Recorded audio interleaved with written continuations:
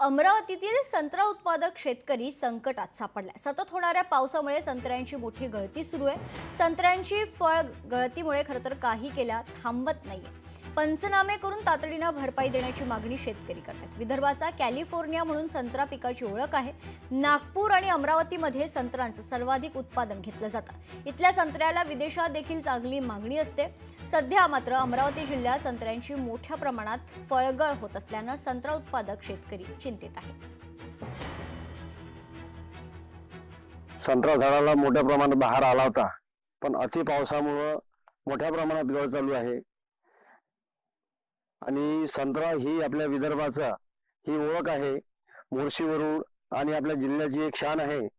पण शासनाला माझी एकच विनंती आहे की तुम्ही या संत्रा उत्पादक शेतकऱ्यांना काहीतरी मदत द्या, कारण की आज शेतात अशी परिस्थिती निर्माण झाली आहे की शेतात संत्रा आहे पण शेतात जाता येत नाही। मोठ्या प्रमाणात पाऊस आहे, गाडी तिथपर्यंत पोहोचू शकत नाही। इथून तोडून रोडवर माल काढू म्हटलं तर खूप मोठ्या प्रमाणात खर्च येतो आणि मोठ्या प्रमाणात गळ निर्माण झाली आहे। लोकशाही मराठी ऐका, पहा, जागरूक रहा।